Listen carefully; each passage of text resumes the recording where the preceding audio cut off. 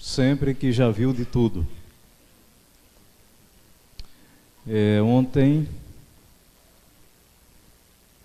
Hoje, estava no escritório aí, uma senhora que foi lá buscar um material. Não perguntei o nome dela, mas uma senhora já madura, já de idade. E ela disse: pastor,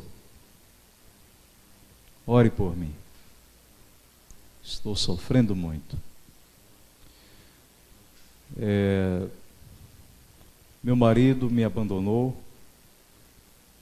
Um casamento aí de 40 e tantos anos.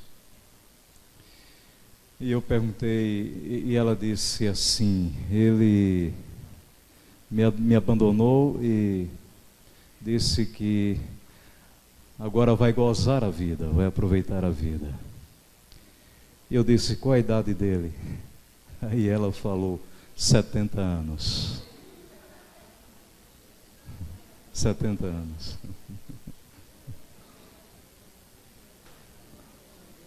Você pensa que já viu de tudo, né?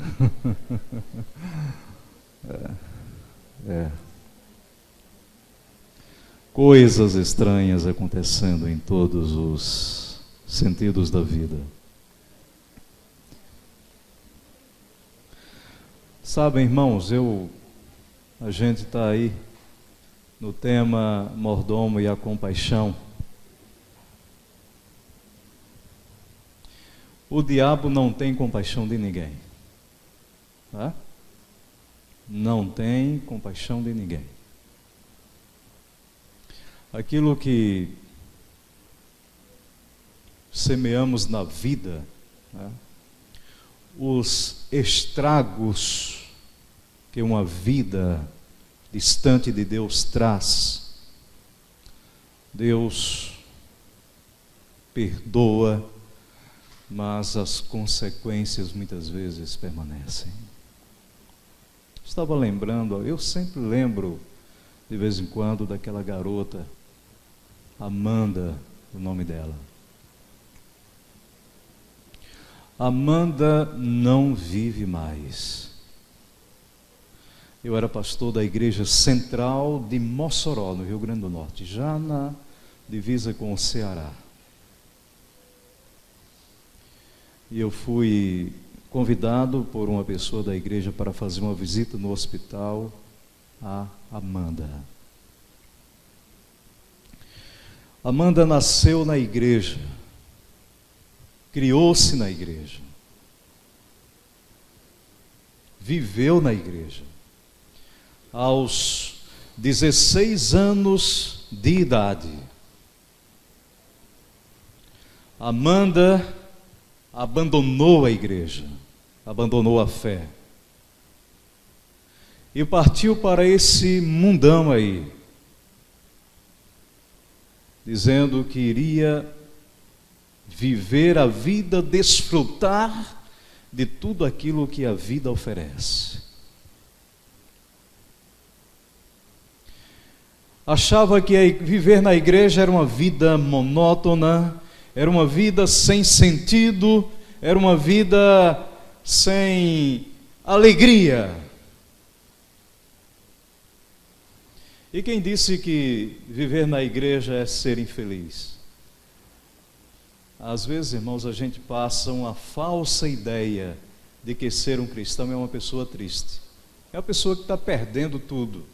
Às vezes a gente fala isso erroneamente aí, erradamente. Né? E às vezes a gente caminha para a igreja com a Bíblia como se fosse para o corredor da morte, como se estivesse no corredor da morte. Tem gente na igreja que acha que sorrir é pecado. É sério isso que estou falando. Tem gente na igreja que acha que ser feliz é pecado, que sorrir é pecado. Olha, não sorria não, porque Jesus não sorria. Quem foi que disse que Jesus não sorria? Jesus era uma pessoa bem-humorada, era uma pessoa feliz. Jesus não era uma pessoa infeliz. E então a Amanda partiu para esse mundão aí, começou a beber, fumar, drogas, teve um filho, uma criança devia ter aí os seus 18 anos, por aí assim, um garotinho. E quando eu fui visitá-la, ela tinha 23 para 24 anos. Uma jovem, bonita. E ela não queria receber visitas da igreja de adventistas, porque ela sempre achava que alguém da igreja ir lá ia puxar a orelha dela, o que foi que você fez, por que você saiu, e etc. e tal, veja aí que situação você está, isso é o resultado de você ter abandonado a fé, a igreja. Então ela tinha isso que ia piorar a situação dela. E ela havia contraído AIDS, naquela época, isso aí há uns 20 anos atrás, 20 e poucos anos atrás, não tinha os coquetéis que hoje tem, todo esse cuidado, toda essa coisa aí que tem e tal, que ainda consegue não curar, mas prorrogar um pouco a vida das pessoas, né? Porque ninguém está falando mais da AIDS, porque tem tanta coisa aí ruim acontecendo no mundo que esqueceram. Mas a AIDS continua ceifando violentamente milhares e milhares de vidas em todo mundo, Eu fui àquele hospital, encontrei a Amanda ali. Que quadro tétrico.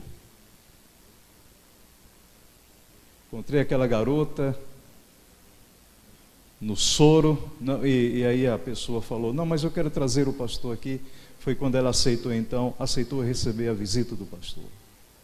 E a gente chegou ali naquele hospital, naquele dia, naquela tarde. Pensem, irmãos, numa caveira coberta de pele, só pele e osso. Ela estava de cabeça baixa, levantou a cabeça, olhou para mim, e eu olhei para ela, e a gente fica pensando, mas o que é que eu vou falar aqui, não é? A gente fica pensando. Você vai perguntar, está tudo bem? Não consegue perguntar. Você não consegue perguntar. Está tudo bem? Não consegue perguntar. Como está você? Também é uma pergunta difícil no estado daquele. E aí a gente conversou com ela, Amanda, eu vim aqui orar por você. Eu vim aqui com um recado. Eu tenho um recado para você. E o recado que eu tenho para você nesta tarde é que Deus ama você e Ele está disposto a perdoar você. Estou vindo aqui para trazer para você nessa tarde, nesse momento, uma palavra de esperança para você. Que o Deus que perdoa, Ele está aqui conosco nesse momento. E aí começamos a conversar. E ela disse, pastor, não há mais esperança para mim. Eu me sinto perdida. Eu já tentei o suicídio 2 vezes. E não vou para a 3ª vez porque estou aqui e ninguém me deixa. Não é assim. E fomos conversando e trabalhando com ela e etc. E daqui a pouco ela fez uma pergunta para mim. O senhor acha que Jesus me aceita depois de eu ter feito tudo quanto eu fiz na vida? Eu disse: aceita sim. Enquanto a vida, a esperança. Lembra, Amanda, do ladrão lá na cruz? Lembra? Pois é. Deus está disposto a te perdoar. E eu, finalizando, irmãos, aqui essa conversa, essa história,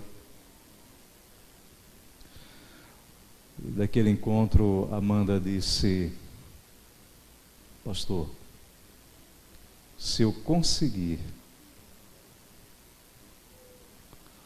sair daqui,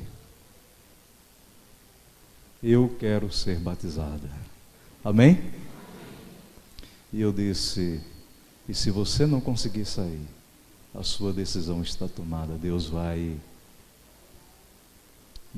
entender e vai te receber assim. Infelizmente, Amanda não conseguiu sair com vida dali, daquele hospital. Mas saiu daquele hospital com a esperança, com a certeza do perdão. Amém? Amém. Isso é o que, irmãos? Isso é compaixão. Isso é compaixão.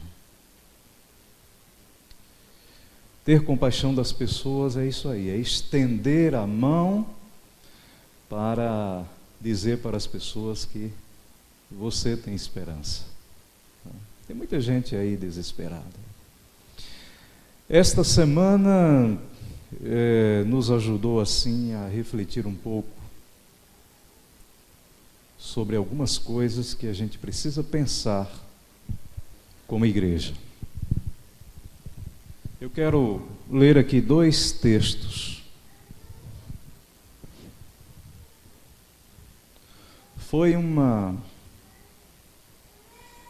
Eu diria que estas palavras de Jeremias foram muito duras naquela época. E depois a gente vai perceber quase que o mesmo tom nas palavras de Jesus. Isso que a gente vai falar, irmãos, não é para apavorar ninguém, mas para chamar a nossa atenção para algumas coisas que a gente precisa e deve, como igreja e como cristãos, acordar. Isaías 58 é o primeiro. Vamos ler aqui alguns versos e depois a gente vai lá. Vamos ver aqui algumas ideias nesta noite sobre o tema. O que é ali? Qual é o tema de hoje? Prestação de conta final. Isaías 58, a partir do verso 1. Lemos assim: clama a plenos pulmões, não te detenhas, ergue a voz como a trombeta, e anuncia ao meu povo a sua transgressão, e à casa de Jacó o quê? Os seus pecados. Anuncia a quem, irmãos? A quem? Deus está chamando, Deus está pedindo para anunciar a quem? Anuncia a quem? Ao meu povo. Ao meu povo. O profeta Isaías, com uma mensagem divina, estava pregando para o seu povo. Deus não estava falando para o povo lá de fora. Vejam no verso 2 comigo. Mesmo neste estado, ainda me procuram dia a dia. Tem prazer em saber os meus caminhos. Tem prazer o que, irmãos? Em saber os meus caminhos. Mas o que é que estava acontecendo de errado com o povo?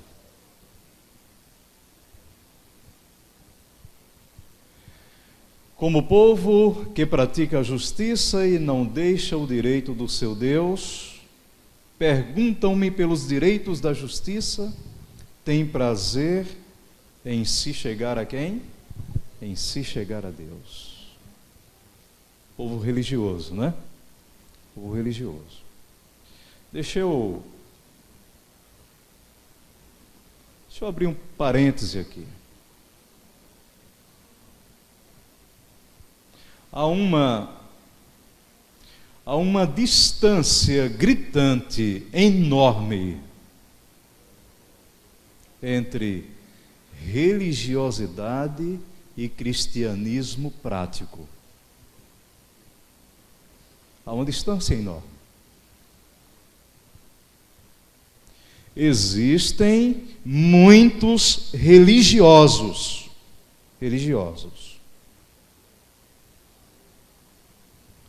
muitos, mas poucos cristãos. Os irmãos entendem o que eu estou falando aqui? O profeta Isaías estava falando para um povo religioso, não é? E veja que esse povo era religioso porque ele está dizendo, mesmo neste estado, ainda me procuram dia a dia, têm prazer em saber os meus caminhos, como um povo que pratica a justiça e não deixa o direito do seu Deus, perguntam-me pelos direitos da justiça, têm prazer em se chegar a Deus. Era um povo religioso ou não? Hein, irmãos? Era ou não era? Era um povo religioso. E nós ensinamos que a gente precisa se chegar a Deus e estar perto de Deus. Era um povo religioso. Bom, aí vem o verso 3, dizendo, porque jejuamos nós e tu não atentas para isto, né? Querendo cobrar de Deus alguma resposta a alguma coisa que eles queriam. Então alguma coisa, estava havendo um desencontro nesta religiosidade e no verdadeiro cristianismo, na verdadeira expressão da palavra. E aí continua dizendo, o povo falando assim, e Isaías falando aquilo que o povo sentia. Porque afligimos nossa alma e tu não levas em conta. Eis que no dia em que jejuais, cuidai dos vossos próprios interesses e exigis que se faça todo o vosso trabalho. Aí vem o verso 4. Eis que jejuais para contendas e rixas, para ferirdes com punho iníquo, jejuando assim como hoje, não se fará ouvir a vossa voz no alto. Aí Deus, para esse povo religioso, começa falando agora da verdadeira religião, do verdadeiro cristianismo. Aí diz o verso 5 agora, vejam, os versos 1 e 2, está o profeta Isaías falando da religiosidade de fachada, superficial do povo naquela época. Superficial, religião de fachada, aparência apenas. Tem gente que é uma coisa na igreja, mas é outra pessoa lá no trabalho, em casa e aí fora. E às vezes quando encontramos na rua, a gente tem que olhar muito para ver se é realmente aquela pessoa.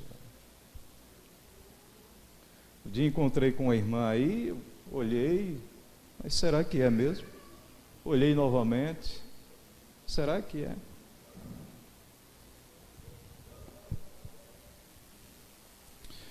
Irmãos, o nosso Deus estava cansado aqui da religião de fachada, superficial, aparências apenas.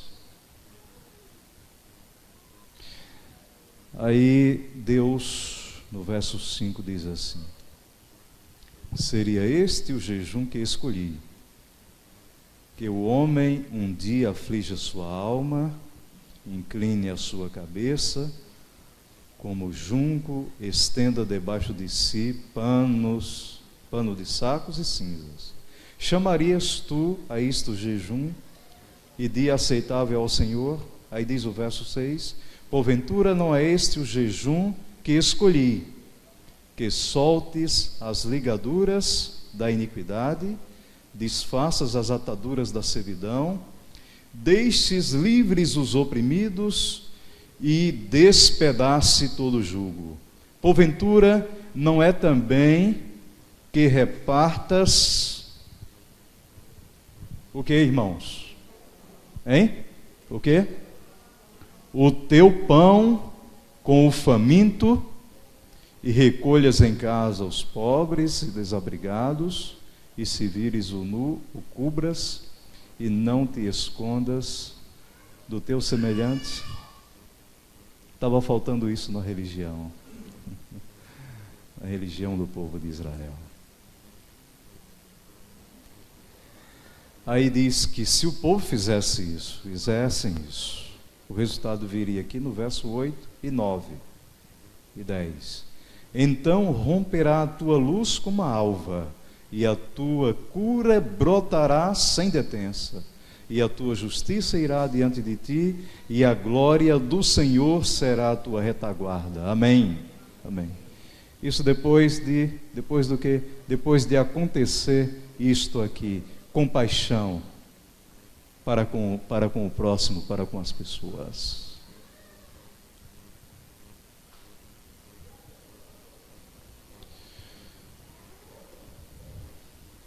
Eu, como pastor, já fui mal entendido por querer ajudar pessoas que, pelas circunstâncias da vida, tropeçaram e às vezes caíram no pecado. E ao resgatar estas pessoas, muitas vezes fui interpretado erroneamente, de acharem que eu estava passando a mão na cabeça, né? Algumas vezes. Mas, para que é que serve a igreja? Para que é que serve a igreja? Irmãos, respondam. Para que é que serve a igreja? A igreja serve para quê? Para que a igreja existe? Por que que Deus quer uma igreja aqui na terra? Para quê? Hein? Irmão, esqueci o nome do irmão aqui. Euclides, né? Para que a igreja? Para que serve a igreja? Para que é que serve a igreja?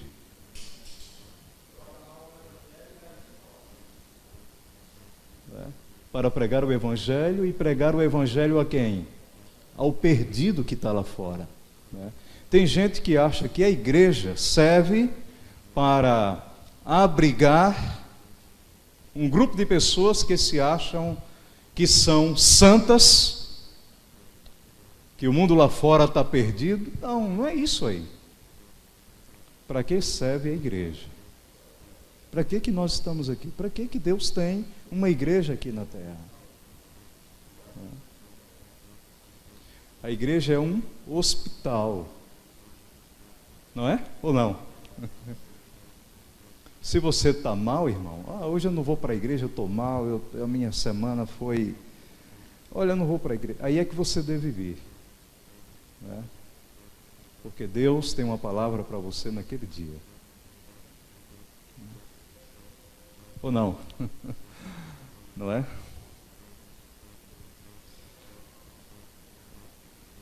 Aí diz: se abrires a tua alma ao faminto e fartares a alma aflita, então a tua luz nascerá nas trevas e a tua escuridão será como o meio-dia. Amém? É sério isso aqui. Eu quero ir com vocês agora, Mateus capítulo 25, versículo 31. Aqui está a mesma tonalidade. Jesus está falando aqui também a religiosos. Jesus está falando aqui para um grupo só: cristãos e religiosos. Os ímpios não estão aqui nesse capítulo. O lado de fora. Veja, capítulo 25, versículos, a partir do verso 31, apenas alguns versos aqui. Podemos ler? Quando vier o Filho do Homem na sua majestade e todos os anjos com ele, então se assentará no trono da sua glória. Isso aqui é uma parábola ou é uma realidade? É o que vai acontecer. Isso vai acontecer. Quando vier o Filho do Homem. Isso aí, quando é que vai ser ali? Na prestação de contas ali. Mas eu, mais uma vez digo, irmãos, não nos apavoremos, porque ainda há uma esperança para mim e para você. Deus está me dizendo esta semana da compaixão, esse ano da compaixão, que eu preciso ter mais compaixão com a minha esposa, que eu preciso ter mais compaixão com as minhas filhas, que eu preciso ter mais compaixão com o meu colega de trabalho, que eu preciso ter mais compaixão até com aquele que me machuca muitas vezes, não é? Essa semana eu estou aprendendo que eu preciso ter mais compaixão. E se há um ambiente que falta compaixão, muitas vezes é o ambiente familiar. Nós até nos damos muito bem com as pessoas lá de fora, mas às vezes o ambiente familiar nós temos dificuldades de perdoar. De perdoar a esposa quando falha, ou da esposa perdoar o marido quando o marido falha. Não é? Se é um ambiente que a gente precisa exercer a compaixão, esse ambiente é na família. Sim ou não, irmãos? Não é? É sério. Bom, verso 32 do capítulo 25. O 31, na parte final, assentará no trono da sua glória, e todas as nações serão reunidas em sua presença. E ele separará uns dos outros, como o pastor separa dos cabritos as ovelhas. E o 33, e porá as ovelhas à sua direita, mas os cabritos à sua esquerda. Não vou apontar para o lado de cá. Não é o caso aqui. Então dirá o rei aos que estiverem à sua direita: vinde, benditos de meu Pai, entrai na posse do reino que vos está preparado desde a fundação do mundo. Esse grupo aqui eram religiosos, sim ou não? Sim ou não? Sim ou não? Eram religiosos, mas religiosos verdadeiros, cristãos. Aí vem a explicação no verso 35. Porque tive o que, irmãos? Tive fome e me destes de comer. Tive sede e me destes de beber. Era forasteiro e me hospedastes. Estava nu e me vestistes. Enfermo e me visitastes. Preso e fostes ver-me. Então perguntarão os justos: Senhor, quando foi que te vimos com fome e te demos de comer, ou com sede e te demos de beber?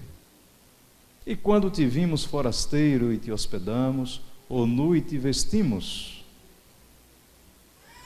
E quando te vimos enfermo ou preso e fomos visitar?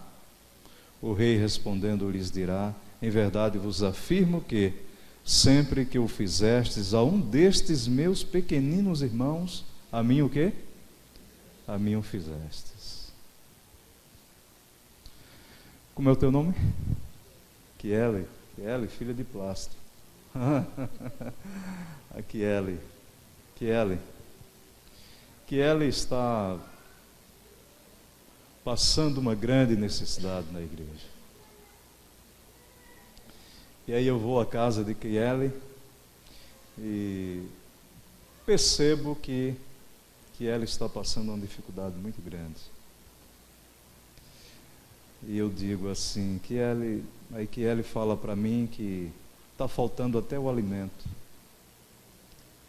Aí eu digo: Kiele, vamos orar por você, vamos pedir à igreja orações por você. E aí?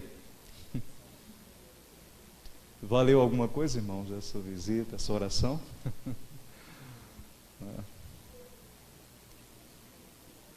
Não é? Mas não precisa falar nada para ela. Sai, dá o teu jeito. E aí, naquele dia, Jesus vai dizer assim: aquilo que você fez com a Kiele, aquela ajuda que você deu a Kiele, foi a mim. Foi a mim que você deu. É isso que Mateus 25 está falando aqui. É isso aqui. Bom, irmãos, aí, então o rei dirá também aos que estiverem à sua esquerda: apartai-vos de mim, malditos, para o fogo eterno preparado para o diabo e seus anjos. Aí o verso 42 diz: porque tive, o que, irmãos? Fome, e não me destes de comer. Tive sede, e não me destes de beber. Sendo forasteiro, não me hospedastes. Estando nu, não me vestistes. Achando-me enfermo e preso, não foste ver-me. E eles lhe perguntarão: Senhor, quando foi que te vimos com fome, com sede, forasteiro, nu, enfermo ou preso, e não te assistimos? Então lhes responderá: em verdade vos digo que sempre que deixastes de fazer a um destes mais pequeninos, a mim o deixastes de fazer. Isso aqui é muito sério, irmãos. Esse grupo aqui era religioso, porque eles estavam travando um diálogo ali com Jesus. Era um grupo de religiosos. É por isso que eu estou falando aqui, irmãos, que há uma distância imensa entre o religioso e entre a religiosidade, melhor, e o cristianismo prático. Há uma distância gritante. Eu quero concluir nessa noite, só que ficamos no primeiro slide aqui, mas o que falamos já estava tudo aí, né? Então, compaixão e santidade não pode ter separação aí, né? A religião pura e sem mácula para com o nosso Deus e Pai é o quê? É o quê? Visitar quem? Os órfãos e as viúvas nas suas tribulações, e a si mesmo guardar-se incontaminado do mundo, né? 2 princípios básicos para a vida cristã em evidência. O que é? Letra A é o quê? Compaixão pelos necessitados. E o que mais? Santidade é conservar-se puro diante de Deus. Essas duas coisas aí estão muito unidas. Isso aí já falamos. Aqui a prestação de contas da compaixão. A prestação de contas da compaixão está aqui em Mateus 25, que nós lemos agora, a partir do verso 35. Aqui está a prestação de contas da compaixão. Eu até acredito que se a igreja, espero que essa semana não seja uma semana só que fique no esquecimento, mas espero que a diretora de ASA, quando vier à frente, fazer um apelo para ajudar alguém, né, que possamos ver de agora em diante uma reação diferente, bem diferente. Bom, o que diz ali? Todos os mordomos terão que prestar contas de sua administração. Não haverá desculpa e nada a esconder. A palavra diz que não há criatura que não seja manifesta na sua presença. Quem foi destinado para alimentar o faminto, vestir o nu e cuidar das viúvas e dos órfãos, e servir ao aflito e ao abatido onde eles estiverem? Aqueles que recebeu o dom, naturalmente. Muitos tentarão se desculpar por não ter cumprido sua missão de compaixão, alegando que estavam ocupados demais com outras coisas da igreja. Não justifica.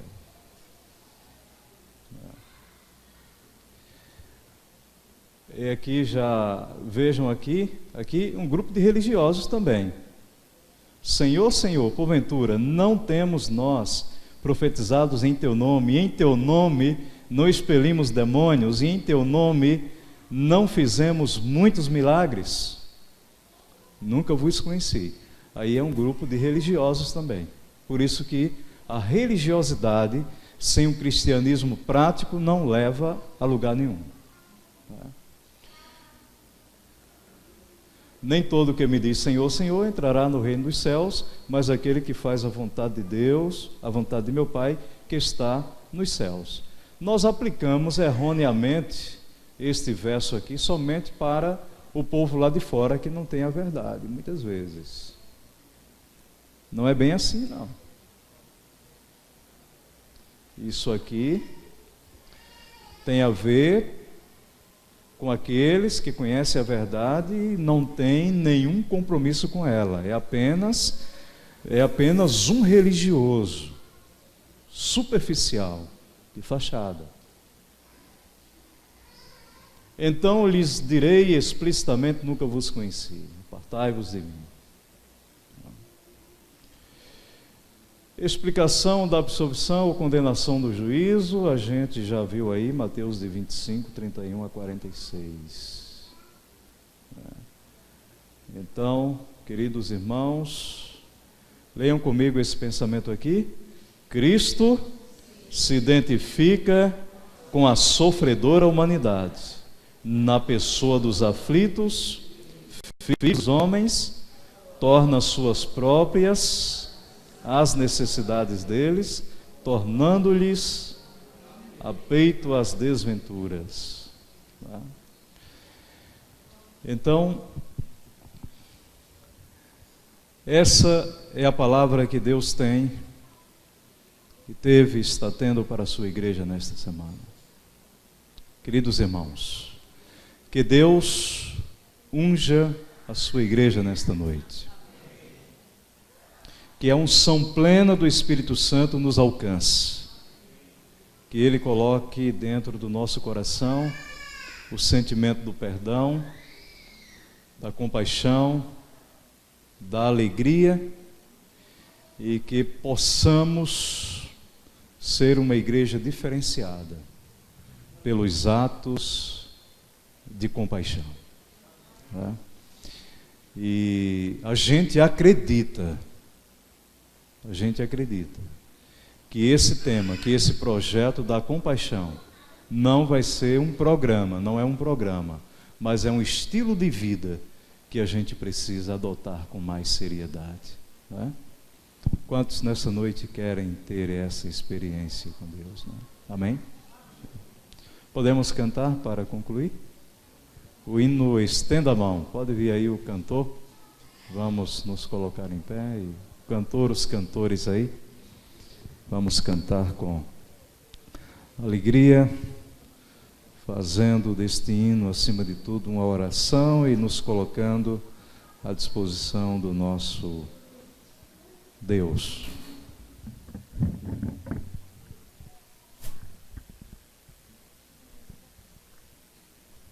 Fiquemos em pé, irmãos.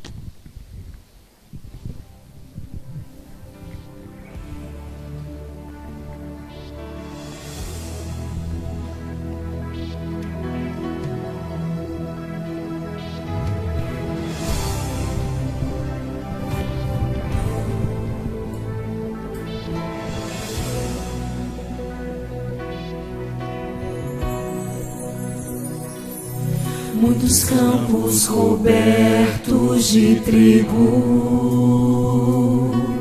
tantos rios que correm pro mar, a fartura nas mesas dos ricos e a miséria em todo lugar. Tantos homens que tiram a vida de outros que nada têm pra dar. São coisas que vemos no mundo, porque Cristo morreu pra salvar. Estenda a mão para quem não tem abrigo, estenda a mão. Para aquele que tem fome, estenda a mão. Pois quem ama não teme estender a mão. Pois Jesus por amor estendeu as mãos na rude cruz. Se por amor estenda a mão.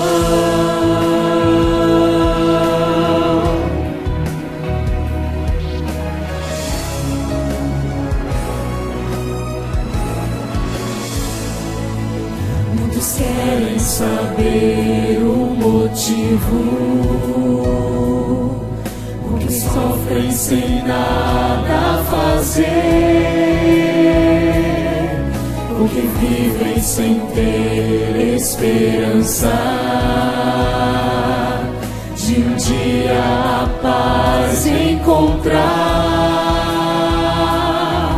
Não conhecem o amor verdadeiro, não sentiram poder ser igual,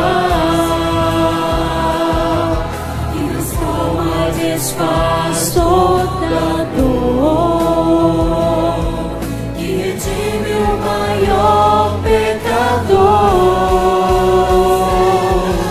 Estenda a mão para quem não tem abrigo, estenda a mão.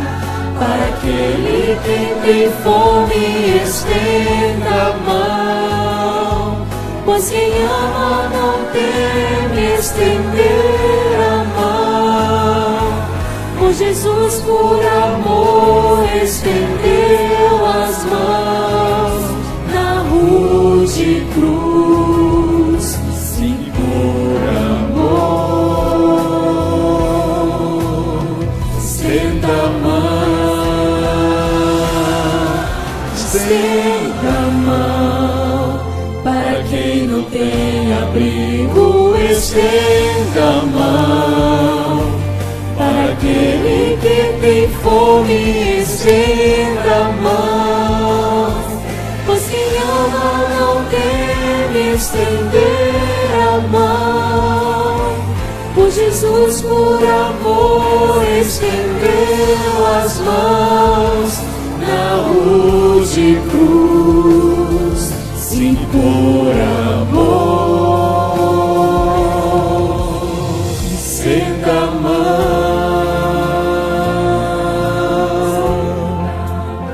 estenda a mão,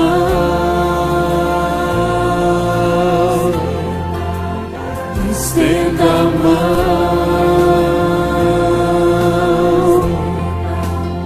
estenda a mão.